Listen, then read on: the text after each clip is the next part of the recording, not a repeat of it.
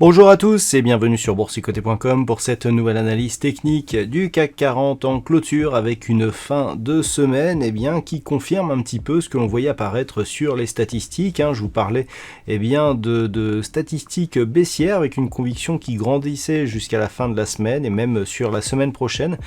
Ça s'est confirmé aujourd'hui puisqu'alors que nous étions sur une journée à 4 sorcières, le CAC 40 après une ouverture pourtant sur les niveaux de plus haut et après avoir inscrit un nouveau plus haut significatif en séance, connu une forte phase de baisse pour venir clôturer à 6569,16. Le CAC 40 perd ce soir 1,46% par rapport à la clôture de la séance précédente. Et c'est donc un membre de la Fed qui est revenu un petit peu sur la déclaration que nous avions eue mercredi, évoquant une possible hausse des taux dès la fin 2022, suite à une inflation largement supérieure à ce qui était attendu. Malgré donc un discours plutôt apaisant de la Fed, malgré donc des perspectives pour 2023, ces déclarations ont provoqué une baisse marquée sur les marchés, notamment sur les marchés européens, qui plus est une journée à 4 sorcières, puisque nous étions sur une expiration trimestrielle aujourd'hui. Nous avons donc cette fin de semaine qui annule, voire plus, tous les gains qui avaient été faits durant cette semaine. Du point de vue des indicateurs techniques, nous sommes sur une configuration ici qui se retourne avec des histogrammes du MACD qui évoluent d'une manière fortement baissière, alors que le RSI sort de sa zone de surachat, ce qui là aussi est un gros signal de consolidation. Du point de vue des volumes, donc sans surprise, on est sur des volumes largement supérieurs à la moyenne, dû au fait que nous étions sur une séance à 4 sorcières. Il ne faudra donc pas surinterpréter cette hausse de volume sur cette séance. Alors, comme nous sommes vendredi, je vous propose une vue sur les marchés en hebdomadaire, pour constater que on est toujours malgré tout sur une dynamique haussière, malgré la fin de semaine plutôt dans le rouge. On voit que l'on a une bougie qui a une forme assez hésitante avec une ombre portée sur la partie supérieure qui est rouge, qui ressemblerait presque ici à une étoile, mais qui marque quand même, qui va dans la continuité du mouvement haussier, avec donc des points hauts et points bas supérieurs à ceux de la bougie de la semaine précédente, ce qui entretient sur cette unité de temps la dynamique pour l'instant haussière. Donc pour l'instant, on voit que c'est cette zone ici des 6154 points qu'il ne faut pas repasser à la baisse pour repasser dans une dynamique baissière, sachant que c'est à peu près vers ces niveaux qu'évolue donc la moyenne mobile 20 exponentielle. Donc d'un point de vue hebdomadaire, on reste ici sur une dynamique qui poursuit donc à la hausse. Du point de vue des indicateurs techniques, ça fait longtemps qu'on est en divergence baissière ici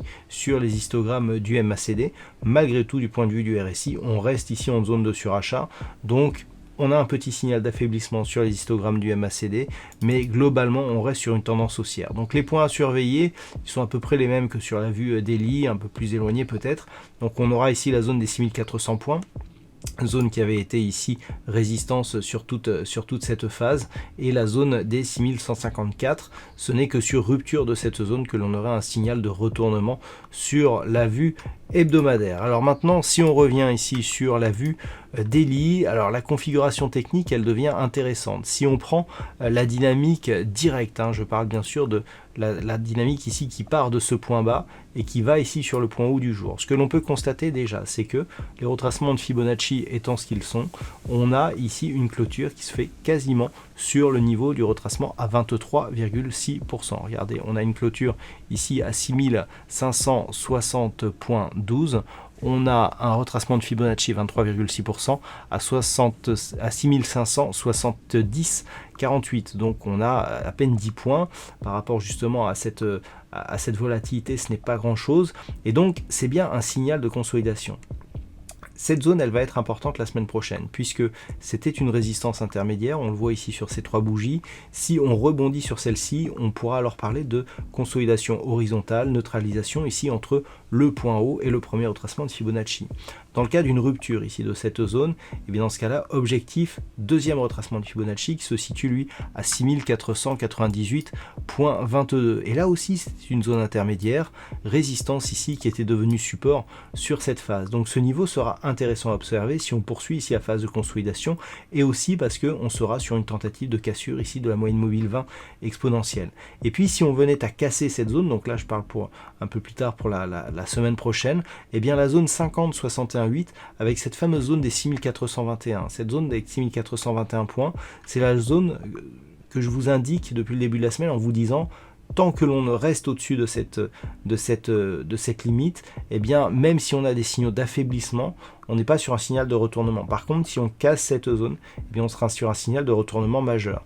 Eh bien, les retracements de Fibonacci vont dans le sens justement de cette analyse, puisque c'est en cassant cette zone et en cassant ici le retracement à 61,8%, 6380,40 que l'on aura un signal de retournement, puisque une rupture de ce retracement de Fibonacci eh bien, nous donnerait comme objectif un retracement total de la dynamique avec ici 6192 points.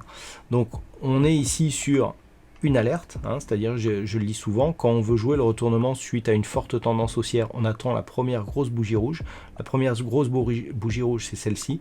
Maintenant, à voir si elle sera validée en tant que signal de consolidation, eh bien on le saura la semaine prochaine.